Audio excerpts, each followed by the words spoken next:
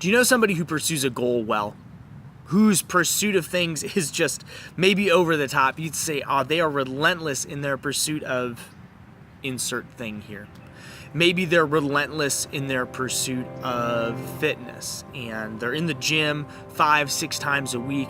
They're meal prepping all of their meals. They have these tiny little Tupperware containers where all their stuff goes in them.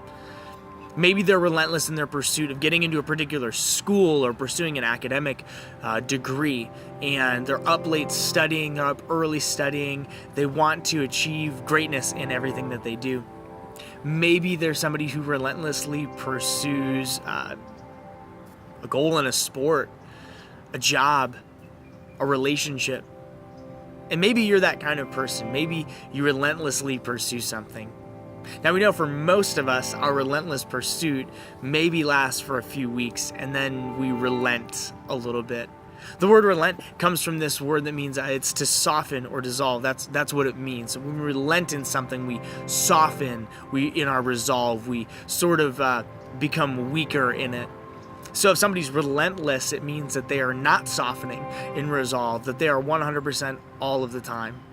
But I don't know about you, but I'm not like that. I'm not relentless in my pursuit of anything. Now, I'll drive hard at things and I'll really strive for certain goals, but at the end of the day, sometimes, if I'm going to be honest, I get a little bit lazy.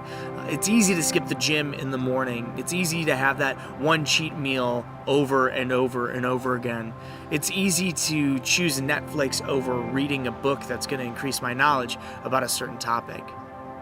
It's interesting then when we talk about God's heart being relentless, because there are very few people we know maybe that give us an example of what relentlessness looks like, what it means to be relentless. Even in our own lives and in the own experiences we have, we would say, well, yeah, like I don't go at 100% all of the time. There are times that I have to give up.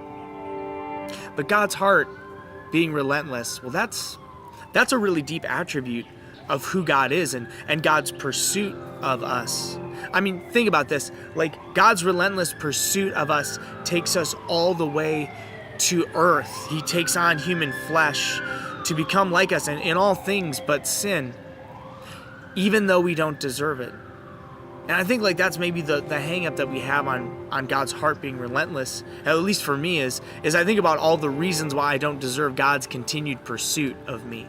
Why God might relentlessly pursue other people, these great saints, St. John Paul II, St. Francis of Assisi, St. Joan of Arc. He would relentlessly pursue them, but why me? I'm not that special. I'm not that great. I don't have anything too much to offer.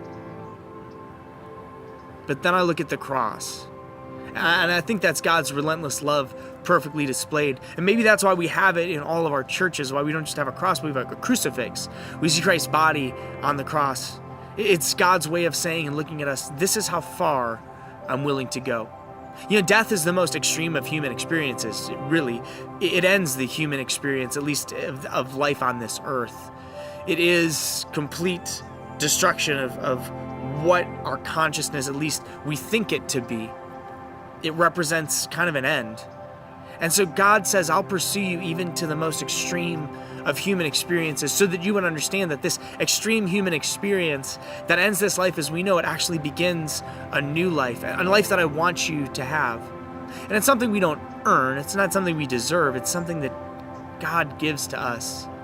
So Jesus Christ takes on flesh to relentlessly pursue us. He never softens in his resolve of the mission. He pursues it even unto death on a cross for you and for me. That's the relentless love of God. That's the relentless heart of God.